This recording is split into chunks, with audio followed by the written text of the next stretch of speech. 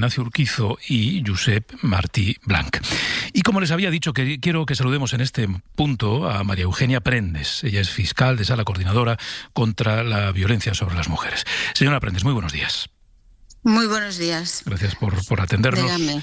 Mire, venimos contando en la SER, bueno, y en el resto de medios, estos 3 asesinatos machistas en menos de 48 horas. Vamos a establecer esa franja de tiempo. 2 de las víctimas, las 2 de Málaga, habían denunciado, estaban en el Biogen, eran casos en todo caso inactivos, no había protección, ya no había seguimiento policial. En esos casos, señora Prendes, ¿estamos hablando de un fallo en la aplicación del sistema o de un fallo en el diseño del propio sistema de protección? Hombre, yo no creo que sean fallos en el propio sistema, porque el propio sistema sí que se ha demostrado eficaz en muchísimos casos. Sí que es verdad que cuando ocurren estos asesinatos en un periodo tan escaso, tan corto de tiempo, sí que se produce y se genera una alarma muy lógica, pero desde luego lo que no sabemos son todos los casos que el sistema está evitando que tengan este desenlace fatal. Uh-huh. Yo sí que creo que efectivamente no hay una única causa absolutamente comprobada que nos diga que esto ocurre en determinados periodos de tiempo. Se dice, pues eso, el verano. También hemos tenido un comienzo de año de 2026 también muy difícil, con unas cifras tremendas. Ha habido hasta 4 mujeres asesinadas en 8 días, y si lo prolongamos hasta mediados de febrero fueron en total 8, con lo que en esos primeros días, casi 50 días de febrero, se produjo un aumento del 100% respecto al periodo anterior.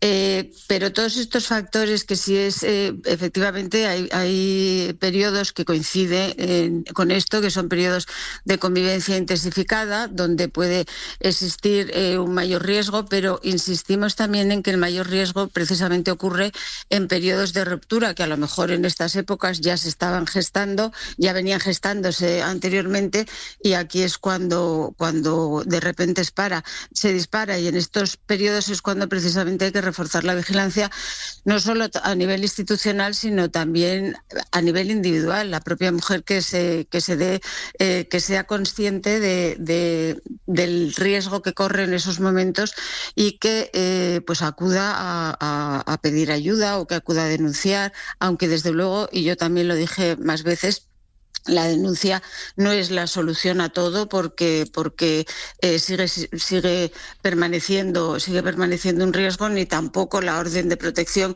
o de alejamiento es la solución a todo si eso no está pues coordinado entre todos los operadores jurídicos, etcétera, etcétera. Quiero decir, hay muchos factores, es un fenómeno complejo el de la violencia, pero que tampoco nos puede despistar el decir factor criminógeno son determinadas épocas del año, sino que la causa real de la violencia pues es esa desigualdad, ese problema estructural y esa idea de control y de dominación que tiene, que vemos y advertimos en toda violencia machista, y que cuando la mujer pretende romper o pretende alejarse de ese control tremendo y de esa sumisión, es cuando se dispara el riesgo.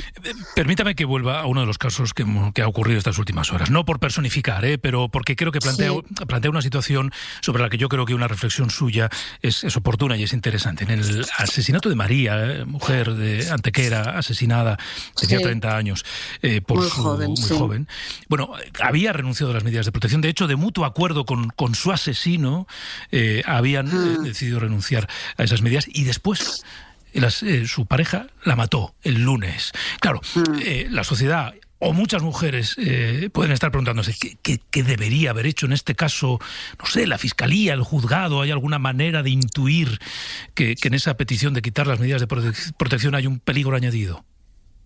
Bueno, pues sí que en esos casos sí que se puede, porque muchas veces ocurre que no tan de mutuo acuerdo, porque bueno, la orden de protección se puede acordar también de oficio por parte del Ministerio Fiscal, lo puede solicitar, y el juez también lo puede acordar de oficio, pero yo lo que sí haría como una medida de prevención es, antes de de dejar que esa orden de protección cese o decaigan sus efectos, pues pedir una evaluación actualizada del riesgo, pedir que a las fuerzas y cuerpos de seguridad, a través del sistema de Biogen, que nos hagan una evaluación actualizada antes de decir, bien, estoy conforme con que cese esta orden de protección.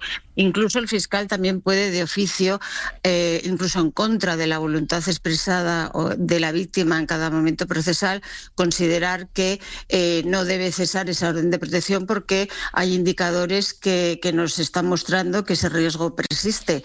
Lo que pasa que, bien, oficialmente eso sí que se puede hacer, y luego también dependerá del seguimiento que se haga también por las fuerzas y cuerpos de seguridad, que desde luego se hace de esa orden de alejamiento, que no se incumpla, porque si desde luego se incumple, aunque sea con la anuencia de la víctima, estamos ante un delito de quebrantamiento que tiene que tener consecuencias inmediatas.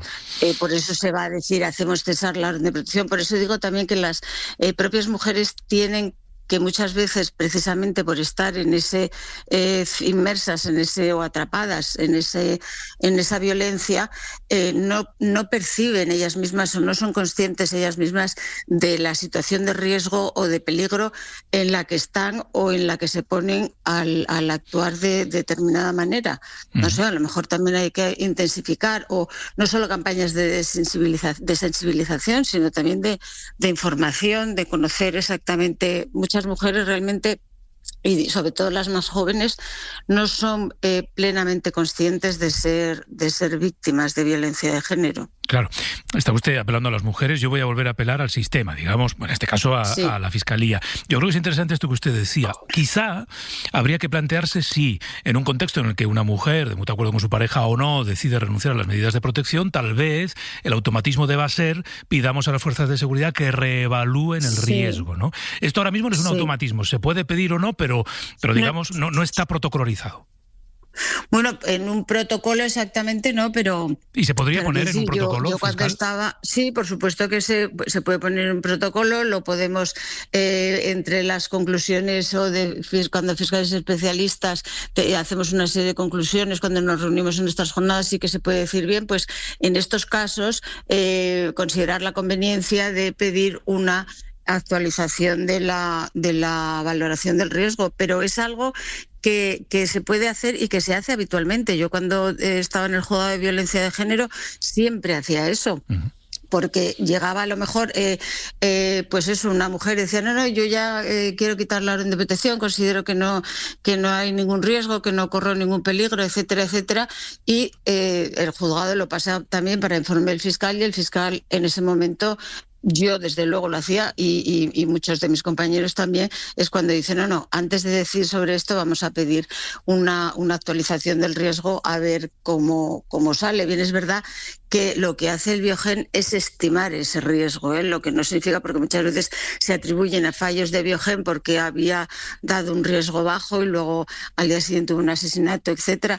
Es una estimación, es un también algo más complejo y no una predicción. Este riesgo es muy bajo de que vaya a ocurrir alguna conducta que pueda mermar la integridad física de la víctima o que la pueda matar, etcétera. Y perdón, porque sí que quiere decir que yo no quiero jamás quiero responsabilizar a las mujeres y jamás quiero poner el acento en las mujeres. A mí eso de denuncia, no está sola, etcétera, etcétera, no creo que el sistema tiene que ayudarlas más o que acompañarlas en todos esos procesos, hasta en ese proceso de decisión de poner la denuncia. No es algo que deba recaer sobre la víctima en exclusiva, y no les quiero yo añadir una responsabilidad más. Creo que quienes estamos trabajando o formamos parte del sistema realmente somos los que debemos ser los actores y los que debemos tomar la iniciativa en la protección. Claro, porque supongo que aquí, fiscal, lo fundamental es que las mujeres que están en esa situación no entiendan que lo que se les está diciendo es, oye, protégete tú, ¿vale? Porque pues, el sistema llega hasta donde llega. No, de ninguna manera quiero decir protégete tú, pero sí, por ejemplo, en temas aparte que cuando se hace también esas evaluaciones y que se dan una serie de indicaciones que se recogen en los atestados, que son muy interesantes y que están muy bien, pero por ejemplo que se produzca un desplazamiento a otra ciudad en periodo de verano, de vacaciones, a lo mejor esa mujer se queda más aislada, sin contacto con su red de apoyo, de familia, con su entorno social habitual, sus vecinos que pueden o no conocer la situación que está pasando. A ese tipo de protección me refiero, no el sistema llega hasta donde llega, protégete tú de ninguna manera, ni siquiera. El inicio como yo digo, la denuncia es abrir una puerta más y para entrar en el sistema judicial, que desde luego tiene muchísimas medidas y muchos recursos, desde luego que se necesitarían todavía más, pero sí que contamos con una legislación que presta una protección, yo creo que en la mayoría de los casos eficaz e integral, porque es como está diseñada. Sí que se necesitaría desde luego una mayor coordinación entre todos los operadores jurídicos y operadores policiales y sobre todo pues hacer esta clínica después de que ocurre algún caso, como se hace precisamente con el comité de crisis al que estamos convocados, y analizar caso por caso qué es lo que pudo haber fallado, dónde se puede mejorar, porque en definitiva sí que el sistema es un sistema de protección que va organizado como en cadena, y naturalmente si falla un eslabón o falla alguno más, pues entonces se desmorona esa cadena de protección. Sin entrar en territorios en los que no debamos entrar, pero por entender un poco cómo funciona, en este caso, la cúspide del sistema, ¿no? Usted dice que efectivamente hay el próximo martes convocado un comité de crisis, ¿no? Donde se analizan los últimos casos y los errores que ha podido haber. Le pregunto por su trabajo, y ante ese comité de crisis, entiendo que usted en estas últimas horas y en los próximos días reclama información. Sí. Se dirige a las fiscalías que han entendido de estos casos, ¿no? Y digamos que como fiscal de sala coordinadora pregunta, oye, ¿qué ha podido pasar? Esto es así, usted está recogiendo información estos días. Sí. Nosotros o directamente nos llaman y nos mandan, que nos pueden llamar los propios fiscales ayer mismo el fiscal jefe de Toledo fue el que se puso en contacto para comunicar lo que había sucedido. O cualquiera, porque también sí que es periodo vacacional, la fiscal especialista. Nosotros tenemos una red de fiscales por toda España, en todas las provincias, en las comunidades autónomas también hay fiscales de enlace, en las fiscalías de área, en las secciones territoriales que llamamos, y son ellos los que inmediatamente nos mandan los atestados en cuanto lo tienen a su disposición. También la propia policía nos lo comunica o nos manda los atestados. Yo también tengo una comunicación directa con la unidad central operativa de la UFAN, que también en muchas ocasiones pues me llaman, y me llaman. Una vez que tenemos la información, lo que hacemos, que básicamente es el atestado, revisamos también nosotros en el sistema Biogen qué es lo que había, revisamos en el SIRAG si había antecedentes penales, computables o no computables, etcétera, y hacemos una ficha exhaustiva, no solo de los hechos que han ocurrido, sino también contando con datos sociológicos, con factores de vulnerabilidad que puedan concurrir, si había acudido y nos consta o no que haya acudido a algún servicio social, si había tenido contacto con el sistema de salud pública. En fin, hacemos una ficha, una fotografía muy, muy completa de todo lo que ha sucedido, si había tenido también contacto con el sistema judicial, si estaba en vigor o no una orden de protección, si había denunciado, etcétera, etcétera.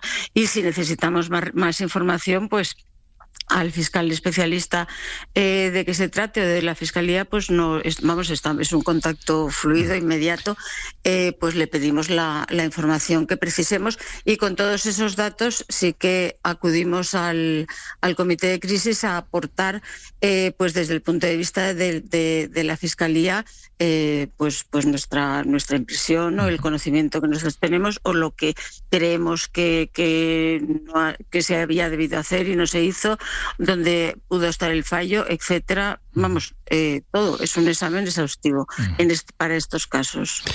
Pues para estos casos y para casos graves también, no solamente casos de asesinatos. Claro, sí. Es que no solo hay que preocuparse, que fundamentalmente es, digamos, la dimensión más terrible y más dramática de la violencia contra las mujeres, que es las que acaban en asesinato, pero hay otra mucha violencia que se ejerce todos los días, a todas las horas, en todos los puntos, y que no acaba en eso. Efectivamente. María Eugenia Prendes, fiscal de Sala Coordinadora contra la Violencia sobre las Mujeres, gracias por habernos atendido esta mañana. Muchas gracias a ustedes. Buenos días. Buenos días. Adiós.